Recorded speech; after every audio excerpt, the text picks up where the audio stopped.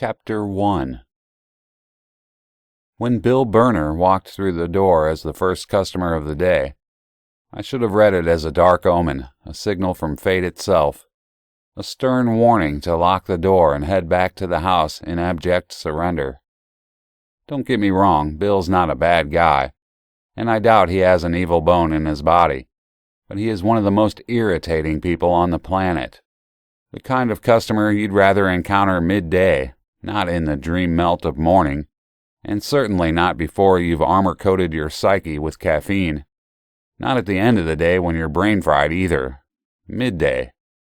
Like many of our regular pawners, Bill is unemployed. He lives on a confusing amalgam of government checks, government programs, and the occasional nuisance settlement from his portfolio of lawsuits. It's disconcerting to look at Bill because one eye points vaguely at you, while the other targets the Taco Bell across the street.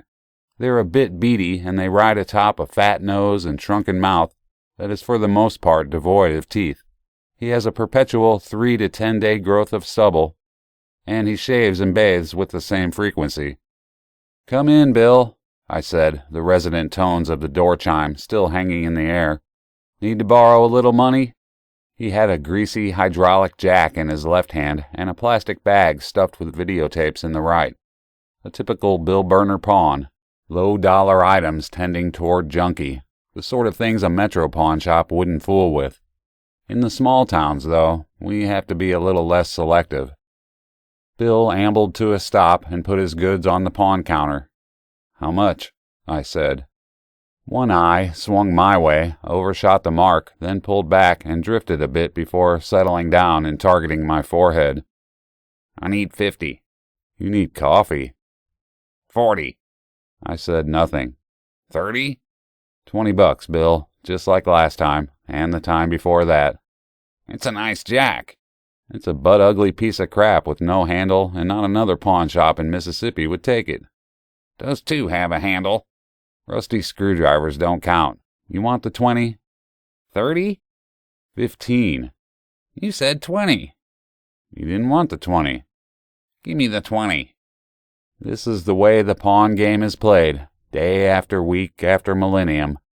They want to borrow more, I want to loan less. They have sad stories, most of which contain about as much truth as an Oliver Stone movie. We haggle and moan, and a transaction takes place more often than not. 20 years ago, friends and family called me crazy for choosing the pawn business. I had a bachelor's degree in business administration from Old Miss, and had gotten several good job offers coming out of school, but none of them appealed to me. "Those things are nothing but fronts, places where people take stolen goods so they can buy their dope," the esteemed Judge Grayson Bolton, a.k.a. my father, had proclaimed. He never approved any idea that wasn't his own, and his scorn only cemented my resolve. It was also the beginning of the end of our relationship. "They take advantage of the poor. Unconscionable, just unconscionable," was the summary from my Uncle Walt, professor and dean at some obscure philosophical curriculum at some arcane little New England college. A litany of similar warnings flowed in from up and down the family tree, and all around the circle of friends. But I've never been one to let others do my thinking. I did my research and decided it was a business as legitimate as any other, and one with the potential to provide a semi-lucrative living right here in Montello, where I wanted to be. To top it off, it looked like a hell of a lot of fun. And it was. At first. Then the routine set in. The Bill Burners. The countless others like him.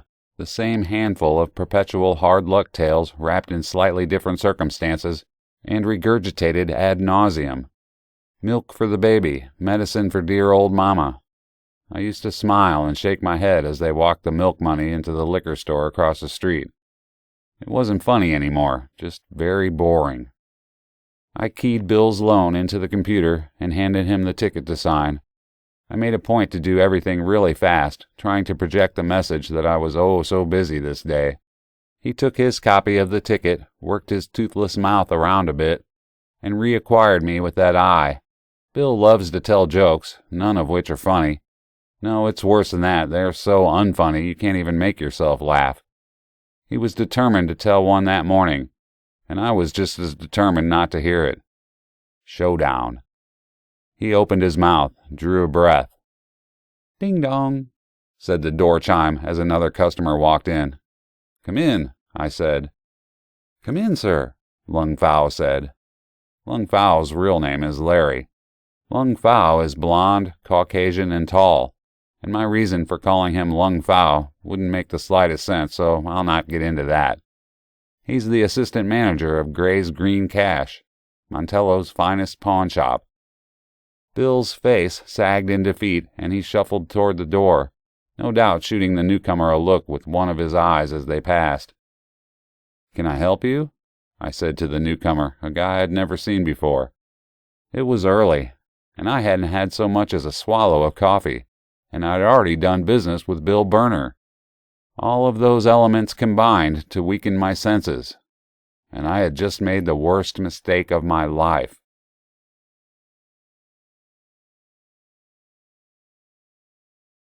Chapter 2. The newcomer was a black man, about my size, 6 feet plus, in Oakley wraparounds and an overcoat. In August. Just so you understand, walk outside in a Mississippi August, and within 2 minutes your clothes are plastered to your body with sweat. Here was a guy wearing an ankle-length, thick black overcoat, hand in the pocket of that overcoat. Car pulled right up near the door. Driver door standing open. I couldn't see his eyes through the shades, but I knew they were darting left to right, checking the environment, assessing our defenses, which at the moment sucked. It's amazing how many thoughts can fire through the mind in a matter of seconds. I thought about the stupidity of my complacency. I should have spotted this threat when he pulled up outside, in time to activate the trap. The outside door leads to a 6x8 entryway, from which another door opens into the shop proper. The trap, activated by a red button beneath the cash drawer, waits for either door to open and close, then electronically deadbolts both doors, trapping the person inside a 6x8 box of bulletproof glass. The process also triggers a silent alarm, which transmits a text message to the central monitoring station. "Suspect detained. Dispatch police immediately." Unfortunately, my lack of attention had allowed Overcoat to walk right through the defense and into a position to kill us. I moved closer to the counter. "Can I help you?" He said nothing. I moved closer. Bill cranked his van outside and was backing out. Lung Fao, much newer to the game, hadn't picked up on the threat directly, but he had sensed my tension and was moving toward the back of the shop as per our standard procedure in such situations. It's impossible for a single man to cover 2 spread-out targets. Overcoat was getting nervous, his head whipping back and forth, looking around the shop, glancing outside. I was directly behind the counter now, at its tallest spot, where the main computer was. In one motion, I reached down and hit the silent alarm button with my left hand, then picked up a Smith & Wesson Airweight Bodyguard with my right. 38 Special, 5 shots. My heart was pounding. I could tell his was too. The phone rang and I glanced at the caller ID. Central Station. "Answer it," he said. "And don't even think about getting cute." I picked up the phone. "Green Cash." "This is Central Monitoring. Password, please." "No, ma'am, I don't have any." I started to say televisions, but caught myself. Anyone, including Overcoat, could see I had a shelf full of them and figure out what was going on. "Rocking chairs right now, sorry." "Dispatching now." "Thank you, ma'am." I hung up the phone, and it happened. He whipped his right hand out of the pocket, holding a nickel-plated semi-automatic, probably a .22 caliber. He'd likely have to hit me in the head or directly in a vital area to kill me, but that was little consolation. "Step away from the counter. Give me what I want. I'm out of here." His head looked nervous, but his hand was steady. Weird. I didn't turn my head or take my eyes off of his. But in my peripheral vision, I saw Bill's van leave the parking lot and pull into traffic. He pulled out in front of a car. The driver laid on the horn. Overcoat turned his head to look, and by the time he turned back to me, he was staring at my bodyguard and its considerably larger hole at the end of the barrel. If I'd had another half-second with him looking away, this might be over. As it was, we had a hell of a stalemate. "Be smart and put your gun down nice and slow," I said. "Don't think so, motherfucker." "Then we got a situation, don't we?" "Put your gun down," he said. "Kiss my lily-white ass." "I'm gonna fuck you up if you don't put that gun down." He was screaming now, ratcheting up the tension. If I could maintain the status quo, the cavalry would be here soon. He had forgotten about Lung Fao, who managed to duck into a little alcove about 30 feet down the line of showcases. He had gotten the Mossberg assault shotgun off the wall and was leaning around the corner of the alcove with it pointed in our direction. The drills had paid off. But Lung Fao was not hard, and he had never been in a situation even close to this. I hoped like hell he remembered the rest of the procedure. Time to find out. Please, God, a little help here. I slowly tapped my left foot twice. Lung Fao remembered. The sound of a Mossberg pump being chambered is very distinctive. When Overcoat heard the shotgun being shucked, he instinctively turned towards it. Very bad move. When he had turned to his right, within half a second I drew a bead on his head. Another half a second later, I smoothly pulled the trigger. Even now I can't remember hearing the shot, nor feeling the buck of the little Smith & Wesson in my hand. What I do remember, and will never forget, is the way the little purple hole just appeared in his left temple, the way he crumpled to the floor in a lifeless heap, like he turned a switch off. I heard sirens in the distance. My shop is next door to the headquarters, a small but posh office suite, of Abraham Enterprises Limited. The company president and proprietor, Theodore Abraham, is Montello's business wunderkind, a local boy who went to college, then came back home to build his little empire. He owns a multitude of businesses in town, from the only hotel to a small chain of convenience stores. Teddy Abraham is also my best friend. I saw him peer cautiously around the edge of the front display window and motioned him in. He burst in, nearly tearing the door off its hinges in the process. He took about 2 steps, then froze when he saw the body on the floor. His eyes flared wide and his jaw fell. With pale, freckled skin and red hair, Teddy looked like Opie Taylor, the adult edition.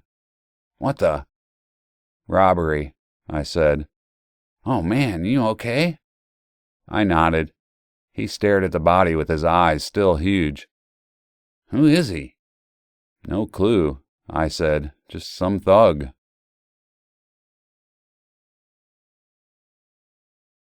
Chapter 3.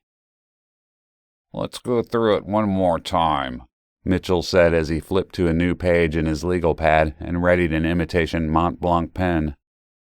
"I don't think so," I said. He carefully laid the pen onto the pad, sucked in a long breath, and tilted his head down, peering over the frameless reading glasses he surely wore in an attempt to look intelligent. "Excuse me?" His tone was classic Mitchell. Smarmy, affected, as if he had surely misunderstood me. His big head was frozen in place, lips slightly parted as he waited for me to come to my senses. He looked like Jabba the Hutt in a bad suit, and a worse comb-over. I looked him in the eye, drew a breath, then changed my mind. I pushed back from the table, stood and turned to his partner, Bobby Knight. They were such a mismatch visually that it was almost comical. Mitchell, squat and overweight, managed to look perpetually rumpled, while Bobby, fit and tan, always had a sharp, pressed, new penny look. "I'm out of here," I said as I left the detective's office. Sorry I'd ever agreed to go there and give a statement. It was about 15 minutes into the process when I noticed I was being treated more like a suspect than a victim. Bobby followed me into the hallway. "Sorry about that, Gray. Whatever Mitchell's problem is, it's over the frickin' line, Bobby." "Like I said, I'm sorry. Is this some kind of corny good cop, bad cop routine? Come on, Gray, you just killed a man, for God's sake. You don't expect to answer some questions." "I did answer them, 3 times. The bastard had a gun on me. I acted in self-defense, and you damn well know it."